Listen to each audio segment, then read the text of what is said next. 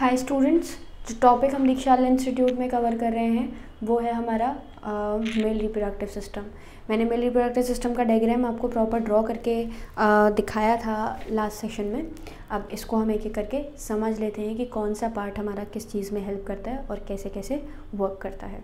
सबसे पहले primary sex organ हमारी टेस्टिस है। तो जब भी आप प्राइमरी सेक्स ऑर्गन टेस्टिस की बात करते हैं तो ये टेस्टिस इम्पॉर्टेंटली स्पर्म बनाने का काम करती है। तो प्राइमरी सेक्स ऑर्गन नाम ही दिया क्यों था? प्राइमरी सेक्स ऑर्गन नाम दिया ही था because it is basically responsible for the formation of sperm inside them. Clear. अब ये जो टेस्टीज़ है, ये टेस्टीज़ एक सेक जैसे स्ट्रक्चर से कवर रहती है हमेशा। यही जो सेक जैसा स्ट्रक्चर इसको कवर करने का काम कर रहा है, ये हमारा क्या कहलाता है? ये हमारा कहलाता है स्क्रोटल सेक। स्क्रोटल सेक क्या है? It is the covering of what? It is the covering of your testis. एक पाउच जैसे स्ट्रक्चर में मैंने टेस्टिस को रखा है, वही क्या कहलाता है? हमारा स्क्रोटल सेक कहलाता है। अब सबसे पहले फंक्शन देखते हैं। हमारे टेस्टिस का फंक्शन मैंने आपको बता दिया। दूसरा फंक्शन मैं आप लोगों को किसका बता रही हूँ? स्क्रोटल सेक का। पहली चीज़, मेल रिप्रोडक्टिव सिस्टम प्रेजेंट कहाँ है, ये चीज़ समझ लीजिए। तो it is present below the abdomen cavity.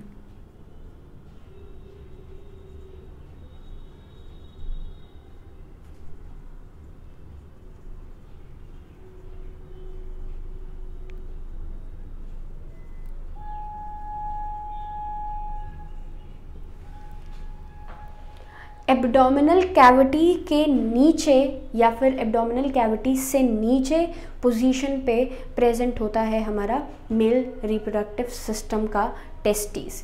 और ये भी किस में प्रेजेंट होती है? एक सेक जैसे स्ट्रक्चर में प्रेजेंट होती है, जिसको हम कहते हैं आपका स्क्रोटल सेक। एक थिन मेम्ब्रेनस स्ट्रक्चर है जो स्क्रोटल सेक बनाता है। और यही स्क्रोटल सेक में हमारा कौन प्रेजेंट है? इसी स्क्रोटल सेक में हमारी प्रेजेंट है टेस्टिस।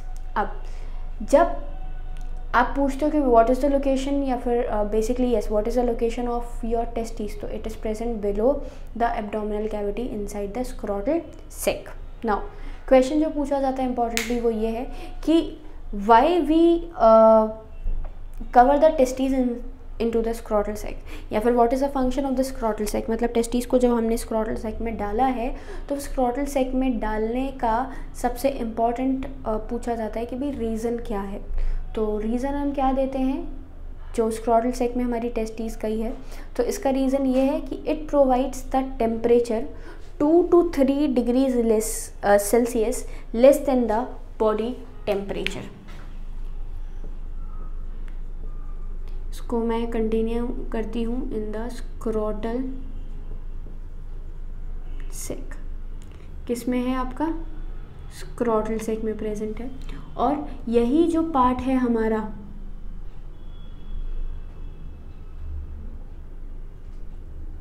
कौन सा? Scrotal sac. ये scrotal sac below the abdomen cavity present है। काम क्या करता है?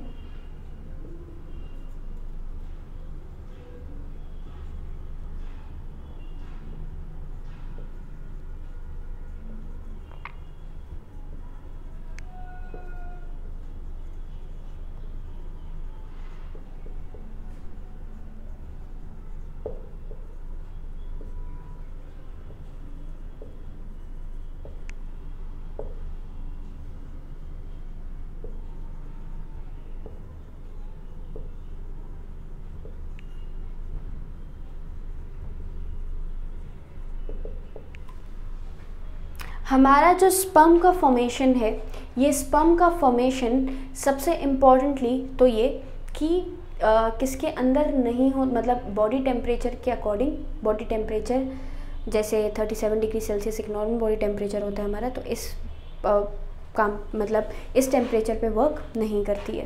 मतलब टेस्टिस में जो स्पर्म बनना है, वो टेस्टिस में जो स्पर्म बनते हैं, ये स्पर्म कभी भी बॉडी टेम्परेचर पर नहीं बनाए जाते हैं। ये हमेशा बॉडी के टेम्परेचर से 2 से 3 डिग्री सेल्सियस कम पे बनाए जाते हैं। अगर बॉडी टेम्परेचर हाई होता है तो उस कंडीशन में हमारे स्पर्म्स का फॉर्मेशन जो है वो बंद हो जाता है, रुक जाता है। तो इसी रीज़न को ध्यान में रखते हुए हमने क्या किया है, इसके बॉडी टेम्परेचर को मतलब कम लेने के लिए स्क्रॉटल सैक में हमारे टेस्टिस को रखा है। अब जब भी हम स्क्रॉटल सैक में टेस्टिस को डालते हैं तो ये 2 से 3 डिग्री सेल्सियस कम टेम्परेचर प्रोवाइड करती है। अगर ऐसा नहीं होगा तो स्पर्म का फॉर्मेशन नहीं होगा। इस वजह से स्क्रॉटल सैक की प्रेजेंस जो है वो ज़रूरी है। तो पूछा जाता है कि what is the function of the scrotal sac, तो हम क्या जवाब देते हैं, it provides 2 to 3 degree Celsius less than the body temperature for the formation of the sperms. Sperm के फॉर्मेशन को कराने के लिए ये वाला पार्ट जो है वो रिस्पॉन्सिबल होता है। इसके बाद रिप्रोडक्टिव सिस्टम में हम आगे बढ़े, स्क्रॉटल सैक से आप आगे बढ़ के मतलब टेस्टिस में आपकी कौन प्रेजेंट थी, स्क्रॉटल सैक प्रेजेंट था, और स्क्रॉटल सैक से बाहर निकलेंगे तो आपको कौन देखने को मिलेगा, हमारा वास डिफरेंस से पहले आपको एपिडिडिमस देखने को मिल रही है। मतलब भाई अब ये जो एपिडिडिमस है, ये एपिडिडिमस क्या है, तो ये वही पार्ट है हमारे किसका, पूरे के पूरे मेल रिप्रोडक्टिव सिस्टम का, जिसके अंदर हमारी जो ट्यूब्स हैं वो एक जगह से होती हुई दूसरी जगह तक पहुंचने का, मतलब जो स्पर्म है वो ट्यूब से एक जगह से दूसरी जगह तक पहुंचने का जो काम है वो करती हैं। मतलब अब मैं बोलूं कि भाई आपकी बॉडी में सबसे पहले स्क्रॉटल सैक से जो टेस्टिस हैं वो टेस्टिस कनेक्टेड हुए आपके एपिडिडिमस से, एपिडिडिमस एक कनेक्शन बनाएगा वास डिफरेंस। अब वास डिफरेंस से पहले एक पार्ट और होता है जिसको हम वास एफरेंस बोलते हैं, वो जब मैं किड आपका टेस्टिस का ट्रांसफर सेक्शन बनाऊंगी तो उसमें बहुत ही क्लियरली विजिबिलिटी आपको दिख जाएगी। एपिडिडिमस से आगे बढ़ते हुए वास डिफरेंस में जाते हैं। वास डिफरेंस 2 काम करता है, क्योंकि ये एक लॉन्ग ट्यूब है तो पहली चीज़ तो पाथ बनाता है, एजैकुलेटरी पाथवे बना रहा है जिसके थ्रू हमारे स्पर्म्स होते हुए गुजरते हुए पेनिस के थ्रू बाहर आएंगे। और दूसरी चीज़ बात करें तो ये वास डिफरेंस क्योंकि लॉन्ग है तो ये आपके स्पर्म को रखने का भी काम करता है। आगे बढ़ते हुए सबसे पहला मेल एसेसरी ग्लैंड जो हमने यहाँ पे पढ़ा, वो मेल एसेसरी ग्लैंड हमारा क्या है, सेमिनल वेसिकल। मैंने स्टार से मार्क किया है सेमिनल वेसिकल। सेमिनल वेसिकल आपका एक पेयर ऑफ सैक है जो कि आपके ब्लैडर के जस्ट बेस पर ही प्रेजेंट होता है। ब्लैडर क्या है हमारा, यूरिनरी ब्लैडर, जहाँ पे यूरिन की सिंथेसिस हो रही है, एक्सक्रीटरी सिस्टम का पार्ट है।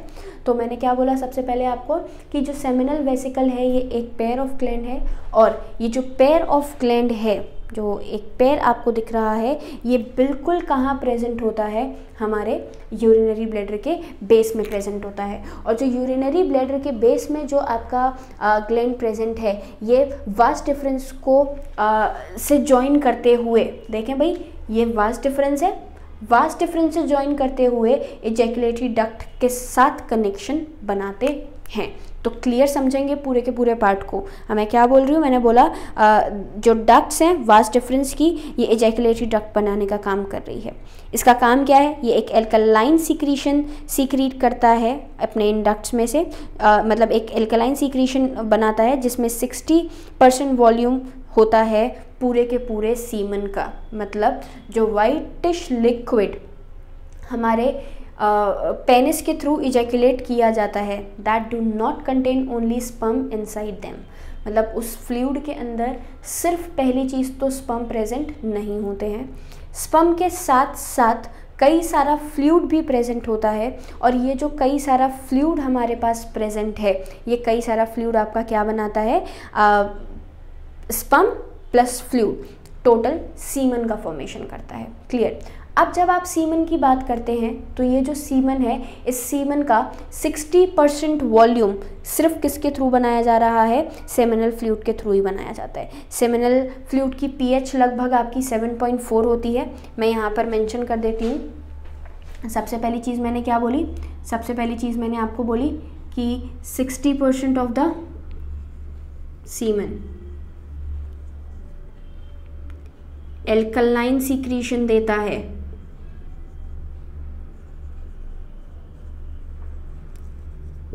pH 7.4।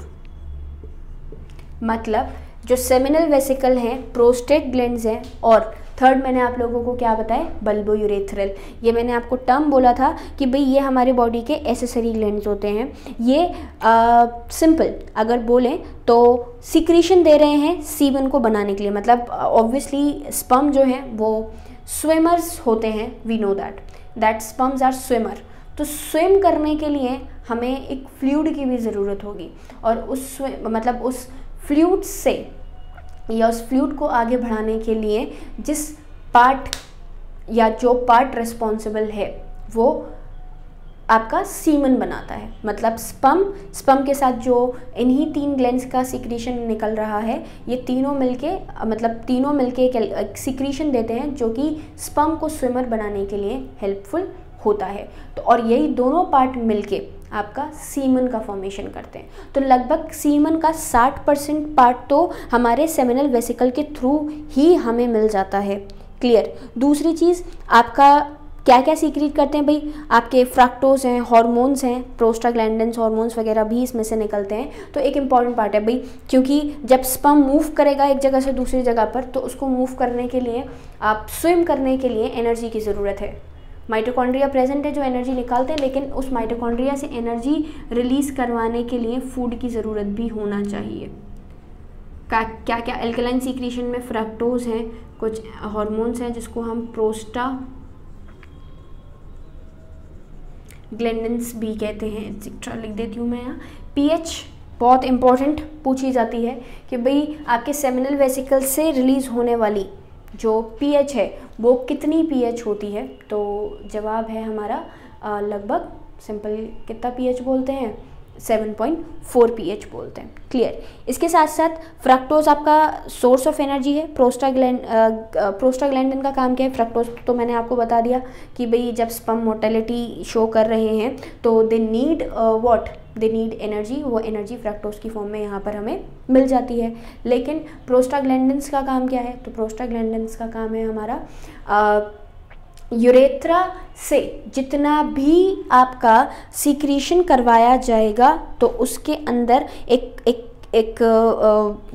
सिंपल कह सकते हैं यूट्राइन कॉन्ट्रैक्शन, कि भाई जब तक कोई चीज़ कॉन्ट्रैक्ट रिलैक्स नहीं करेगी, जब तक एक पीछे की चीज़ आगे की तरफ नहीं बढ़ेगी। तो प्रोस्टाग्लैंडिन्स आर बेसिकली स्टिमुलेट करते हैं हमारे यूट्राइन कॉन्ट्रैक्शन को और स्पर्म के मूवमेंट को भी टू द फीमेल ओविडक्ट, मतलब फीमेल के ओविडक्ट तक पहुंचने के लिए पूरी तरीके से हेल्प करेगा। तो हेल्प्स इन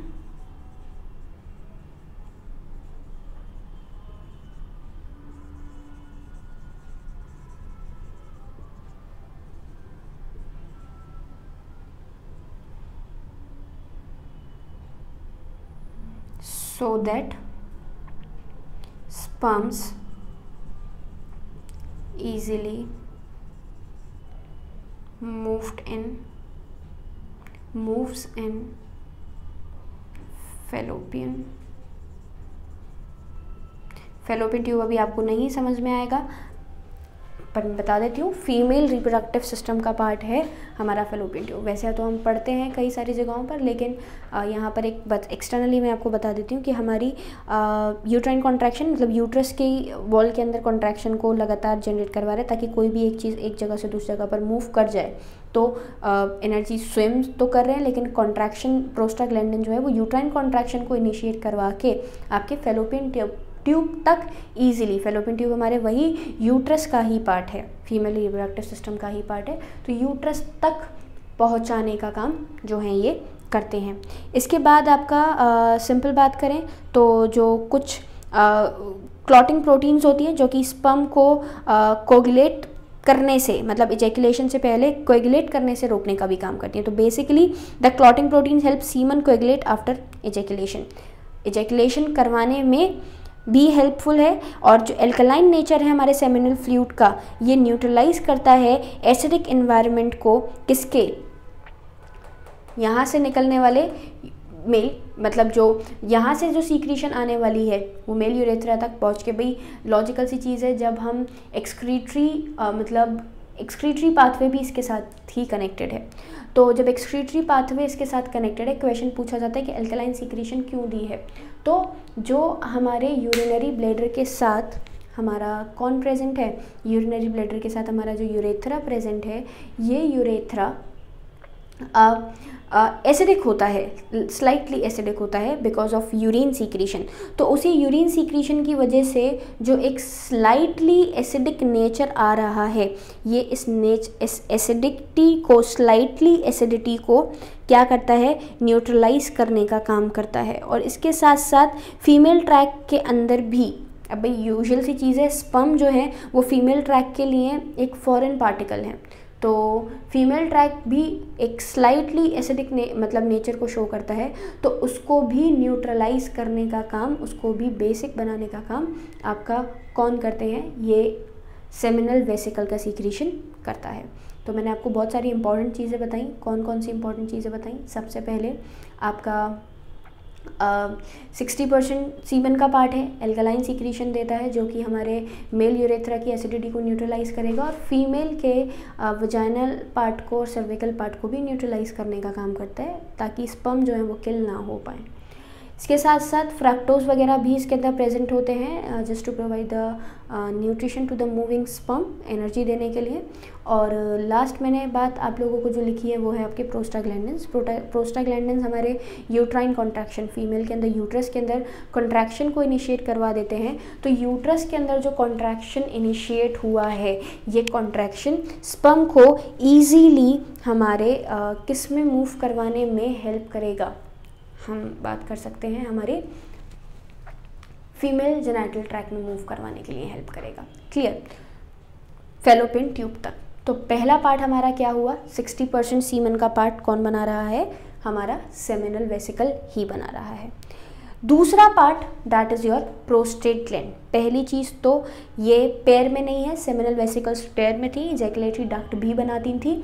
प्रोस्टेट ग्लैंड ये रही, मार्की है मैंने, ये एक सिंगल लार्ज ग्लैंड होती है, एक बड़ी सिंगल ग्लैंड, कोई पैर प्रेजेंट नहीं है, सिंगल लार्ज ग्लैंड है जो कि यूरेथ्रा के चारों ओर, मतलब जैसे मैंने ये देखा ना, यूरेथ्रा आपको जो बनाया है, इस यूरेथ्रा को ही कवर कर रही है, आगे से पीछे से पूरी तरीके से यूरेथ्रा को इस तरीके से कवर कर देती है। तो पहली चीज़ तो एक सिंगल लार्ज ग्लैंड है, उसके साथ साथ दूसरा मैंने बोला आपका एक यूरेथ्रा को कवर करने का काम करती है।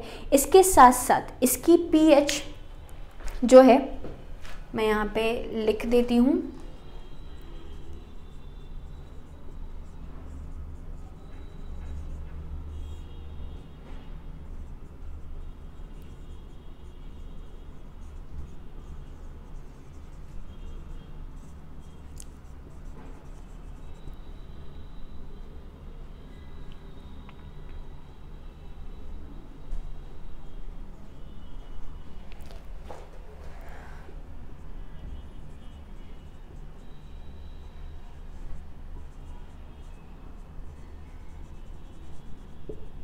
पहली चीज़ क्या बताई, एक बड़ी लार्ज सिंगल ग्लैंड है।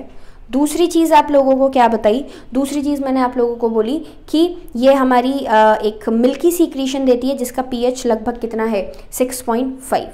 6.5 पीएच के साथ आपका ये थोड़ा 6.5 या 6.4 कह सकते हैं, ये थोड़ा सा आपका क्या बनाती है, एसिडिटी की टुवर्ड्स हमें लेके जा रही है।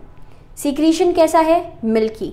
अब जैसे यहाँ पर पढ़ा था ये 60% है, तो ये अपना पार्ट कितना देता है,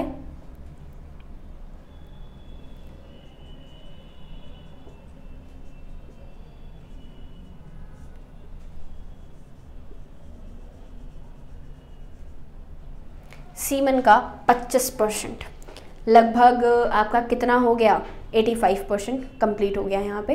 अब बचा 15% में बल्बो यूरेथ्रल भी हैं और आपके स्पर्म्स भी हैं। तो सिंगल लार्ज ग्लैंड है, मिल्की सीक्रेशन देता है जिसका पीएच लगभग 6.5 है। 25% है टोटल सीमन के वॉल्यूम का। ये जो सीक्रेशन है ये भाई लॉजिकल सी चीज़ है, 6.4 पीएच दिख रही है तो आपको एसिड की प्रेजेंस दिखनी चाहिए। तो ये सिट्रिक एसिड कंटेन करते हैं जो कि स्पर्म का न्यूट्रिशन है, और इसके साथ साथ आपके कुछ एंजाइम्स भी इसके अंदर प्रेजेंट होते हैं। Contains citric acid. Citric acid nutrition है स्पर्म का,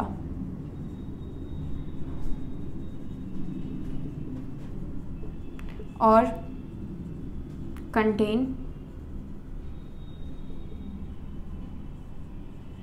क्योंकि 6.4 pH है, इस वजह से मैंने आप लोगों को बोला कि भाई 6.4 pH ये बताती है कि हमारा जितना भी सीक्रीशन है वो कैसा होगा, एसिडिक होगा। और किसकी वजह से एसिडिक है? सिट्रिक एसिड की वजह से। एंजाइम्स हैं जैसे एसिड फोस्फेटेसिस पूछ लिए जाते हैं, अमाइलेसेस हैं, पेप्सिनोजन वगैरह ये सब होते हैं, और सिट्रिक एसिड की प्रेजेंस की वजह से ही ये एसिडिक है। और बहुत छोटी छोटी डक्ट्स जो हैं वो इस प्रोस्टेट ग्लैंड में प्रेजेंट होती हैं, और जो सीक्रीशन है हमारे प्रोस्टेट ग्लैंड का, ये स्पर्म को पहली चीज़ तो, क्योंकि नरिशमेंट लिखा मैंने वहाँ पर, तो नरिश करता है, और इसके साथ साथ स्पर्मेटोजोआ को मूव करने के लिए भी हेल्पफुल होता है। स्पर्मेटोजोआ क्या है? स्पर्म की एक इमेच्योर फॉर्म, स्पर्म से बनने से पहले एक इमेच्योर फॉर्म हमारी क्या कहलाती है? स्पर्मेटोजोआ कहलाती है। तो पहली चीज़ तो मूवमेंट में हेल्प करवा रहा है, और दूसरी चीज़ में बात करूँ तो नरिश करने में भी हेल्प करता है। सिट्रिक एसिड नरिशमेंट ही है। कुछ एंजाइम्स हैं जो कि इंटरनल एक्टिविटीज़ में हेल्पफुल होंगे। 25% सीक्रीशन है, तो ये सीक्रीशन भी आपकी एक मेजर सीक्रीशन ही बनाती है। क्लियर? लास्ट पार्ट, तीसरा मार्क, पहला स्टार मैंने आपको बता दिया, दूसरा स्टार मैंने आपको बता दिया, ये हमारी एक्सेसरी ग्लैंड्स हैं। थर्ड है हमारा बल्बो यूरेथ्रल ग्लैंड। अब जब आप बल्बो यूरेथ्रल ग्लैंड की बात करते हैं तो ये बल्बो यूरेथ्रल ग्लैंड हमारी बॉडी के अंदर सबसे इम्पोर्टेंटली, दूसरा नाम इसका क्या कहलाता है? कॉर्पस ग्लैंड भी कहलाता है। और ये जो ग्लैंड है ये हमारे मेम्ब्रेन, यूरेथ्रा की मेम्ब्रेन दोनों की साइड इस तरीके से, दोनों तरफ, जैसे ये यूरेथ्रा है और इस तरीके से इसको कवर करने का काम करती है। तो दोनों तरफ प्रेजेंट होती है बल्बो यूरेथ्रल ग्लैंड, जिसको हम कॉर्पस ग्लैंड भी कहते हैं। इसके साथ साथ ये भी एल्कलाइन सीक्रीशन देती है। इसकी जो डक्ट है ये आपके मेम्ब्रेनस यूरेथ्रा में ओपन होगी, जैसा आपको दिख रहा है यूरिन के साथ। पेनाइल यूरेथ्रा यूरिन भी है, और क्योंकि अब तक तो हमारा प्रोस्टेट ग्लैंड तक हमारा यूरेथ्रा के साथ यूरिनरी ब्लैडर नहीं कनेक्ट हुआ था, अब यूरिनरी ब्लैडर कनेक्ट हो गया, तो यहाँ से जो आपका पूरा का पूरा पेनाइल यूरेथ्रा और प्रोस्टेट यूरेथ्रा से कनेक्ट होते हुए बल्बो यूरेथ्रल में अब हमें दो चीज़ें मिलेंगी। पहली चीज़ तो यूरिन भी मिलेगा, और दूसरी चीज़ सीमन भी, मतलब वही स्पर्म का जो पार्ट है वो भी मिलेगा, जिसमें आपका सेमिनल वेसिकल और प्रोस्टेट ग्लैंड का सीक्रेशन भी आ चुका है। क्लियर? अब हमने क्या बात करी कि इन जगहों पर, दोनों पर, इससे लेके जब तक हम आगे बढ़ते हैं तो आगे बढ़ने पे ये जो सीक्रीशन है ये दो पार्ट रखता है। एक तो मतलब दो चीज़ें कैरी कर रहा है, पहली चीज़ तो यूरिन, और दूसरी चीज़ हम बात करें तो आपका वही जो फ्लूइड हमारा निकला है, एल्कलाइन फ्लूइड। अब यहाँ पे ये भी पार्ट क्या बनाएगा? एल्कलाइन नेचर देगा। क्यों एल्कलाइन नेचर देगा? क्योंकि अगर एल्कलाइनिटी नहीं बनेगी तो आपका यूरिन की जो एसिडिटी है, वो यूरिन की एसिडिटी हमारे स्पर्म्स को किल कर सकती है। तो स्पर्म की से किल होने से बचने के लिए हमने क्या किया है? स्पर्म से किल होने से बचने के लिए आपके पास सिंपल बल्बो यूरेथ्रल ग्लैंड का सीक्रीशन और प्रेजेंट है, और यही बल्बो यूरेथ्रल ग्लैंड का सीक्रीशन इसको क्या कर देता है? एल्कलाइन बना देता है वापस से। ये और क्या सीक्रीट करते हैं? ये म्यूकस का भी सीक्रीशन करते हैं, जो कि ग्लैंड्स ऑफ पेनिस को लिब्रिकेशन देता है, और ताकि ईजिली आपका जो इंसेमिनेशन है वो फीमेल बॉडी के अंदर परफॉर्म करवाया जा सके। तो ग्लैंड्स ऑफ पेनिस से पहले बल्बो यूरेथ्रल ग्लैंड म्यूकस का एक ल्यूब्रिकेशन भी दे रहे हैं, एक म्यूकस का सीक्रेशन भी दे रहे हैं, ताकि इंसेमिनेशन के प्रोसेस को ईजिली परफॉर्म करवाया जा सके। ये आपके जो स्पर्म के नंबर को या फिर जो स्पर्म फ्लोट करने में ईजीनेस क्रिएट करे तो उससे बचाने का काम करता है। तो मैं बोल सकती हूँ this decreases the number of sperm damage during the ejaculation, क्योंकि जितना ल्यूब्रिकेशन होगा उतना स्पर्म इजीली फ्लोट करके इजैकुलेशन के दौरान, इजैकुलेशन के टाइम पे मेल बॉडी से फीमेल बॉडी में इजीली एंटर कर जाते हैं। तो यही फिनोमेना, यही प्रोसेस आपका क्या बनाता है? पूरे के पूरे एक्सेसरी ग्लैंड को एक इम्पॉर्टेंट पार्ट दे रहा है, जिसमें वो डिफरेंट फंक्शंस को, डिफरेंट एक्टिविटीज़ को परफॉर्म करने का काम करते हैं। अब यही सीक्रीशन जो है ग्लैंड्स का, ये सेमिनल प्लाज्मा कहलाता है, जो कि फ्रक्टोज में रिच है, कैल्शियम में रिच है, बहुत सारे प्रोस्टेट ग्लैंड से निकलने वाले एंजाइम्स में रिच है, जो कि अभी हमने बताए हैं। और बल्बो यूरेथ्रल ग्लैंड का सीक्रीशन पेनिस को ल्यूब्रिकेशन भी प्रोवाइड करवा देता है। तो ऑलमोस्ट जितना भी काम स्पर्म हालांकि टेस्टिस में बन चुके हैं, लेकिन टेस्टिस में स्पर्म बनने के बाद अब जितना मूवमेंट परफॉर्म हो रहा है वो पूरा का पूरा मूवमेंट आपका इन्हीं ग्लैंड्स के थ्रू, एसेसरी ग्लैंड्स के थ्रू होता है। सबसे इम्पॉर्टेंट सेमिनल वेसिकल 60% सीमेन, उसके बाद प्रोस्टेट ग्लैंड की बात करें तो 25% सीमेन, फिर स्पर्म और बल्बोयूरेथ्रल दोनों 15% बनाती हैं आखिर का। बल्बोयूरेथ्रल ग्लैंड का सीक्रेशन बहुत इंपॉर्टेंटली हमें याद रखना पड़ेगा कि इट हेल्प्स इन क्या बोल सकते हैं, it basically helps in protecting the sperm during the ejaculation. Ejaculation के दौरान जो स्पर्म डैमेज है उसको प्रोटेक्ट करने का काम बल्बोयूरेथ्रल के ल्यूब्रिकेटिंग सीक्रेशन की वजह से परफॉर्म करवाया जाता है। क्लियर, तीनों एसेसरी ग्लैंड्स हमने यहाँ पर पढ़ लिए। आपके दोनों आपको प्राइमरी सेक्स ऑर्गन टेस्टिस को अभी हम डिटेल में पढ़ने वाले हैं। सेकेंडरी सेक्स ऑर्गन के जो सेकेंडरी ग्लैंड्स हैं ये मैं आपको बहुत डिटेल में समझा चुकी। अब आगे बढ़ने पे हमें क्या दिख रहा है, सबसे पहले भाई देख लेते हैं आप क्या क्या चीज़ें छोड़कर आए हैं। ग्लैंड्स मैंने आपको तीनों बता दिए। वास्ट डिफरेंस से आगे बढ़े थे, वास्ट डिफरेंस अभी टेस्टिस में हम पढ़ने वाले हैं, कैपुट, कॉर्डा और कॉर्पस एपिडिडमस, तो उसको हम समझेंगे। उससे पहले जब हम आगे बढ़े तो सेमिनल वेसिकल मैंने आपको बता दिया। अब आ जाते हैं किस पे, हमारी सेकेंड पार्ट दैट इज मतलब it's after accessory glands. Next part हमारे पास क्या है, इजैकुलेटरी डक्ट। नाउ जब भी आप इजैकुलेटरी डक्ट की बात करते हैं तो इजैकुलेटरी डक्ट का काम क्या है, ये दो शॉर्ट ट्यूब्स होती हैं जो कि हमारे एक सिंगल सेमिनल वेसिकल की यूनियन से मिलके बनती हैं। क्योंकि मैंने अभी अभी आपको बताया जो सेमिनल वेसिकल है ये एक पेयर है। जब सेमिनल वेसिकल एक पेयर है तो एक डक्ट तो एक सेमिनल वेसिकल से निकलेगी, दूसरी डक्ट दूसरी सेमिनल वेसिकल से निकलेगी, तो ये दोनों आपस में एक छोटी छोटी डक्ट मिलके यूनियन करके आपस में कंबाइन करके सेमिनल वेसिकल की डक्ट बनाती हैं जो कि वास्ट डिफरेंस से आगे बढ़ता है। ये प्रोस्टेट ग्लैंड्स के थ्रू आगे बढ़ता हुए प्रोस्टेटिक पार्ट यूरेथ्रा का बनाएगा और यही इजैकुलेटरी डक्ट जो है ये आपके columnar fibrous columnar epithelial tissue की बनी होती है। इजैकुलेटरी डक्ट आपके अंदर बेसिक लॉजिकल सी चीज़ें भाई स्पर्म रखेगी और जो सेमिनल वेसिकल्स के सीक्रेशंस हैं उनको कॉन्स्टिट्यूट करेगी। क्लियर, इससे पहले हमने किसकी बात करी थी, एपिडिडमस की। एपिडिडमस एक हम कह सकते हैं एक मास ऑफ लॉन्ग लंबे लंबे क्लोजली कॉइल्ड ट्यूब्स का नेटवर्क है। मैं थोड़ा सा ड्रॉ कर देती हूँ यहाँ पे, इस तरीके का एक नेटवर्क है। वैसे अभी जब मैं टेस्टिस में बताऊंगी तो आपको ये क्लियरली समझ में आ जाएगा। ऐसे कई सारे ट्यूब्स जो हैं वो आपस में एक दूसरे के साथ क्या होते हैं, एक क्रॉस लॉन्ग नैरो ट्यूब का फॉर्मेशन करते हैं। तो ये जो long narrow closely coiled tube है ये एपिडिडमस बनाती है। दोनों टेस्टिस की एक साइड होती है क्योंकि टेस्टिस भी हमारी किस में प्रेजेंट है, पेयर में प्रेजेंट है। एक एब्डोमिनल सेक्ट में एक साइड और एक दूसरे साइड, और बीच में हमारा क्या प्रेजेंट होता है, एक्सटर्नल जेनिटेलिया जिसको हम पेनिस कहते हैं।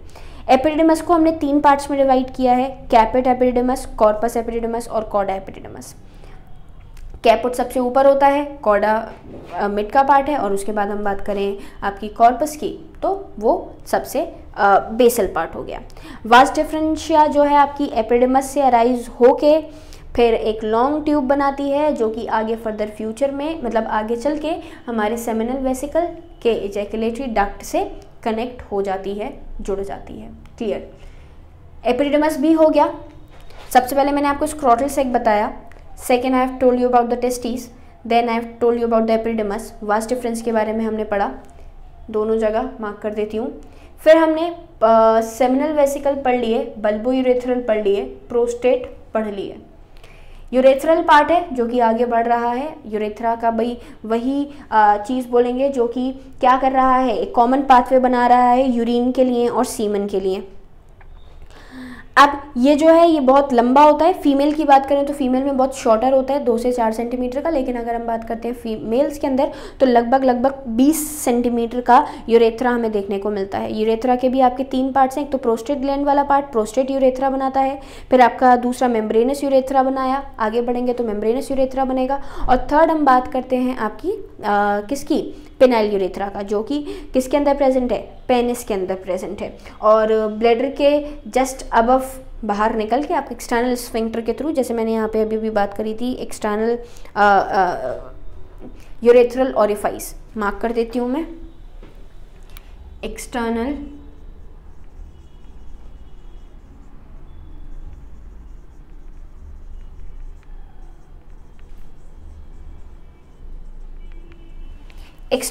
Urethral orifice. तो ये जो एक्सटर्नल यूरेथ्रल ओरिफाइस है ये ओपनिंग यूरेथ्रा की ही है। फिर आगे बढ़ते हैं, तो आगे बढ़ने पे हमें लास्ट पार्ट क्या दिखता है, पेनिस। पेनिस को हम आपका मेल एक्सटर्नल जेनिटेलिया या फिर मेल कॉपुलेटरी ऑर्गन भी कहते हैं।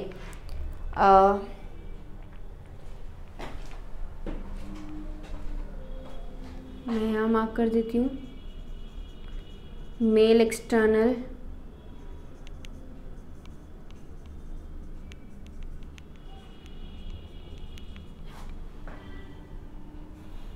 या फिर मेल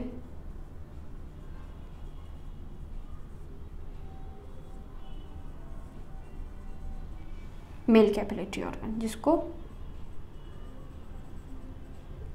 पेनिस के नाम से हम जानते हैं। अब ये तो वही पार्ट है जो कि जैसे मैंने यहाँ पे मेंशन ही कर दिया कि it is the copulatory organ. जो टिप है आपकी पेनिस की वो एक स्लिट जैसे ओपनिंग से या फिर एक एक्सटर्नल यूरेथ्रल ओरिफाइस से ओपन होती है। कहाँ पर, ग्लैंड्स ऑफ पेनिस के जस्ट पास। जो पेनिस है आपका ब्लड वेसल्स की जो सप्लाई है इसके अंदर बहुत ज़्यादा प्रॉपर होती है, क्योंकि जिस टाइम पर आप सिंपल बोले इजैकुलेशन के प्रोसेस को परफॉर्म करवाते हैं, तो उस इजैकुलेशन को परफॉर्म करवाने के लिए जो प्रेशर डेवलप करवाया जाता है वो इसी के थ्रू परफॉर्म करवाया जाता है। तो penis contain basically 3 cylindrical erectile tissue present है, जिसकी वजह से इरेक्शन मतलब स्पर्म को आपके मेल कॉपुलेटरी ऑर्गन से बाहर निकालना। तो 3 आपकी टिश्यूज़ हैं, एक तो कॉर्पस कैवर्नोसा कहलाता है, कॉर्पस स्पॉन्जियोसम कहलाता है, और इन्हीं दोनों का कॉर्पस आपकी कैवर्नोसम की बात करेंगे तो एक्सटर्नल पार्ट, फिर अंदर की तरफ जो प्रेजेंट होता है वो हमारा स्पॉन्जियोसम होता है। ये पूरा का पूरा पार्ट आपका ग्लैंड्स ऑफ पेनिस में ओपन होगा, और इसके बाद इसकी जो कवरिंग है उसको प्रीप्यूस भी कहते हैं या फिर फोरस्किन भी कहते हैं। सेक्सुअल एरोसल के टाइम पे आपके ये जो 3 पार्ट्स हैं, जिसको मैंने प्रीप्यूस ऑफ या तो प्रीप्यूस बोला या फिर फोरस्किन बोला, कॉर्पस कैवर्नोसम बोला, और आपका जो बीच का पार्ट बोला वो क्या बोला, कॉर्पस सिंपल स्पॉन्जियोसम। ये तीनों चीज़ें आपके इजैकुलेशन मतलब ब्लड के सप्लाई को बहुत तेज़ कर देते हैं, जिसकी वजह से आपका जो सिंपल बोले इजैकुलेशन है वो इजी हो जाता है। इसके साथ साथ आपका जो सीमन की मूवमेंट है, तो वो सीमन का मूवमेंट भी किसके साथ होता है, यूरिन के साथ होता है। तो ये पूरा का पूरा स्ट्रक्चर है आपका किसका, पूरा सिंपल हम बात कर रहे हैं मेल रिप्रोडक्टिव सिस्टम की। एक बार देख लेते हैं हमने क्या क्या चीज़ें देखी। सबसे पहले मैं आप लोगों को एक पार्ट और बताऊंगी, क्या कि सीमन जो हम बार बार बोल रहे हैं वो क्या है, 3 एसेसरी ग्लैंड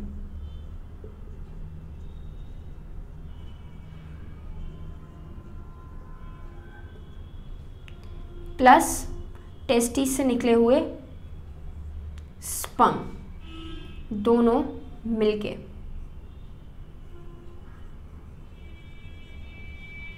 क्या है ये आपका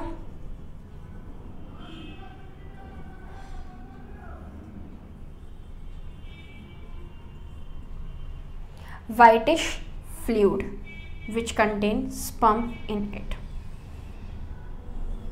और एजैकुलेशन के टाइम पर सिर्फ स्पर्म्स या सिर्फ यूरिन नहीं होता, बल्कि यही पूरा का पूरा पार्ट इसके अंदर प्रेजेंट होता है, जो कि हमारा सीमन कहलाता है। तो सबसे पहले हमने इनिशिएशन किया स्क्रोटल सेक से।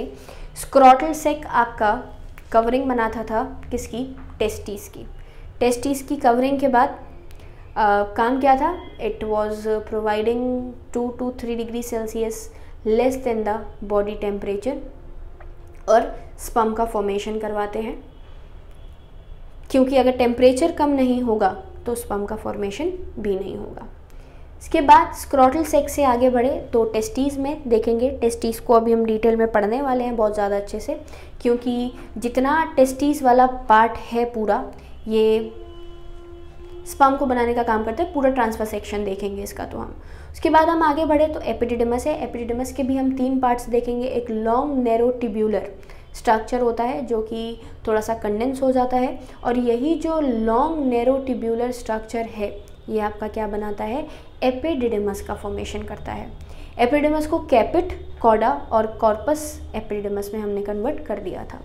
उसी से कनेक्टेड होती है हमारी छोटी छोटी और ट्यूब्यूल्स जिसको हम वास एफरेंस बोलते हैं, which finally forms the connection with the vas deferens. Vas deferens से आगे बढ़े तो वास डिफरेंस से आगे बढ़ने पे ये एक लॉन्ग नैरो ट्यूब है जो कि अपने अंदर स्पर्म्स को लेके जाने का काम करती है। वास डिफरेंस से हम आगे बढ़े तो सबसे पहला हमें जो पार्ट यहाँ पर दिखा वो है सेमिनल वेसिकल। सेमिनल वेसिकल्स ने जैसे ही स्पर्म को आइडेंटिफाई मिला, मतलब जो जैसे ही वास डिफरेंस में हमें स्पर्म मिले वैसे ही सेमिनल वेसिकल्स ने यहाँ पर एक एडिशनल सीक्रीशन देना शुरू कर दिया, और ये जो एडिशनल सीक्रीशन दिया जा रहा है ये आपका फ्लूइड है जो कि काफ़ी सारे पार्ट अपने अंदर कॉन्स्टिट्यूट करता है। जैसे पहली चीज़ तो पूरा का पूरा सेमिनल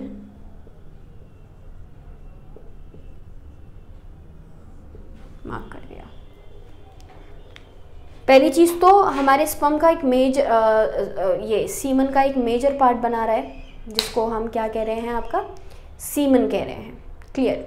तो 60% पार्ट पूरा यही बनाता है। एल्कलाइन सीक्रीशन देता है ताकि आपका फीमेल के जेनिटल ट्रैक्ट में जाने पे हमारा जो स्पर्म है वो एसिडिटी की वजह से रिजेक्ट ना कर दिया जाए।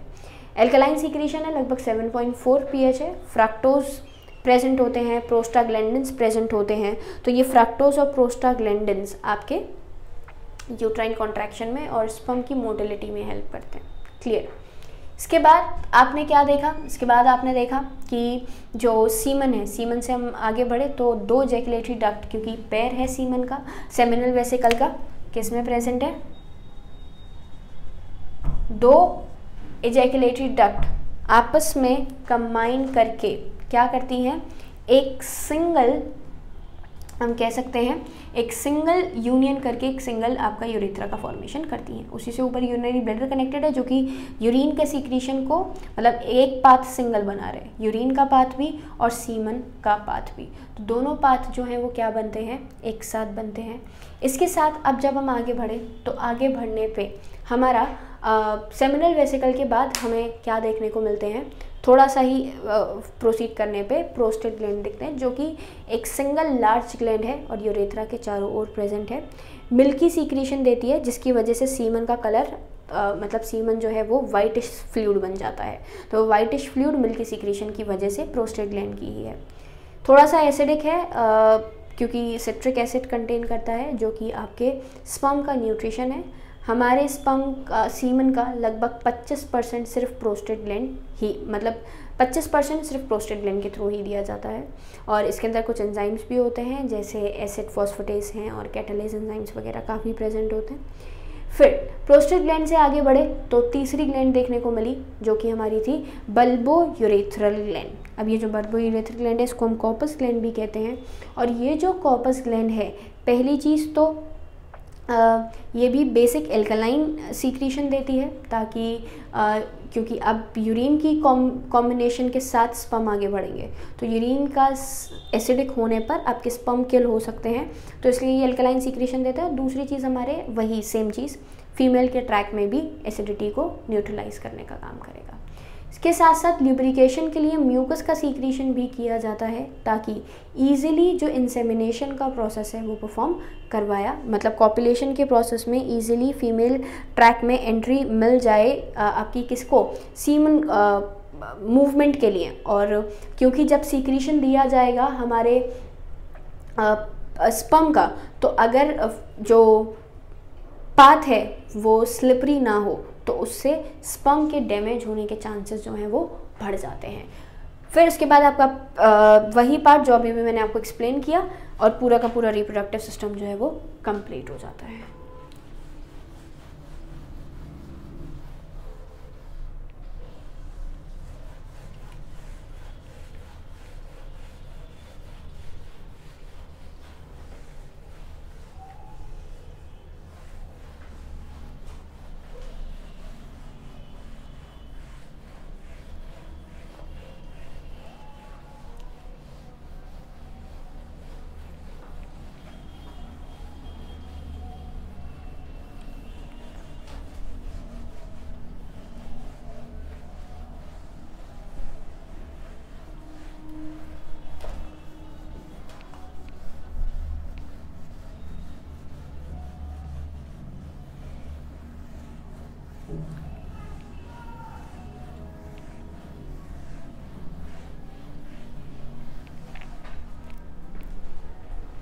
So students, male reproductive system में जो पार्ट अब तक हमने पढ़ा वो सिस्टम पढ़ा है।